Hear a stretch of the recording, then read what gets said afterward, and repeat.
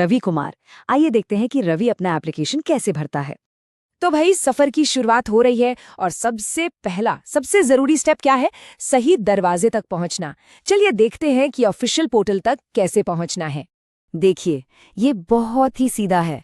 सबसे पहले आपको जाना है ONGC की ऑफिशियल वेबसाइट पर।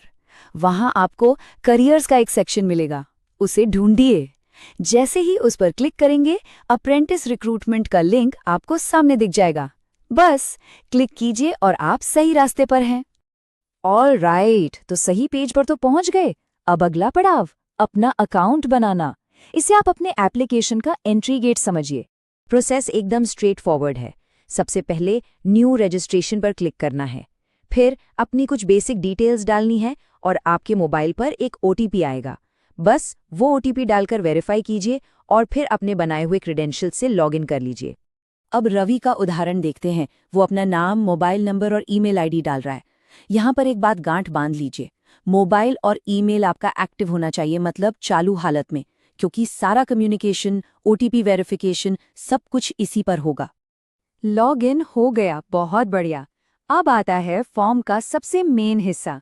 यहाँ आपको अपनी पर्सनल और क्वालिफिकेशन डिटेल्स बहुत ही ध्यान से, बहुत ही केयरफुली भरनी है। तो यहाँ रवि अपनी पर्सनल डिटेल्स भर रहा है, पिता का नाम, जन्म की तारीख, आधार नंबर और अपना पता। और देखिए, सबसे ज़रूरी बात यह है कि ये सारी जानकारी आपके ऑफिशियल डॉक्यूमेंट्स से अक्षरशः मैच होनी चाहिए, ज़रा भी फर्क नहीं। अब बारी आती है क्वालिफिकेशन की, और अगर आप ITI कैंडिडेट हैं तो ये सेक्शन आपके लिए खास तौर पर इम्पॉर्टेंट है। रवि यहाँ अपने 10वीं के परसेंटेज, ITI की ट्रेड, उसमें कितने मार्क्स मिले और किस साल पास किया, ये सब डाल रहा है। एक एक डिटेल एकदम करेक्ट होनी चाहिए। तो क्वालिफिकेशंस की डिटेल्स भरने के ठीक बाद अगला स्टेप है अपनी पसंद की ट्रेड और वर्क लोकेशन चुनना।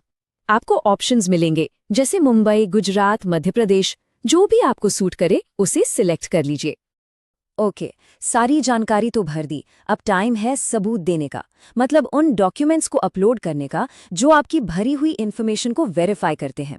ये एक टेक्निकल स्टेप है, तो यहाँ थोड़ा ध्यान दीजिएगा। तो आपको कुछ जरूरी डॉक्यूमेंट्स अपलोड करने होंगे। आपकी पासपोर्ट साइज फोटो, सिग्नेचर, 10वीं और ITI की मार्कशीट और आधार कार्ड। अब यहाँ 2 बातें हैं जो सबसे ज्यादा जरूरी हैं। पहली, फाइल का साइज। जी हाँ, पोर्टल पर दी गई लिमिट जरूर चेक कर लें, वरना फाइल अपलोड ही नहीं होगी। और दूसरी बात, ये पक्का कर लें कि जो भी स्कैन आप अपलोड कर रहे हैं वो एकदम क्लियर हो, पढ़ने में आए। वाह, क्या बात है! हम लगभग फिनिश लाइन पर पहुंच ही गए हैं। अब बस कुछ आखिरी स्टेप्स हैं जो आपकी सक्सेस को पक्का करेंगे। ये सबसे क्रूशियल मोमेंट है। फाइनल सबमिट का बटन दबाने से पहले प्लीज रुक जाइए। एक बार पूरे फॉर्म का प्रीव्यू कीजिए। अपनी भरी हुई एक एक डिटेल को डबल चेक कीजिए। अगर कोई भी छोटी सी भी गलती दिखे तो उसे अभी इसी वक्त ठीक कर लीजिए।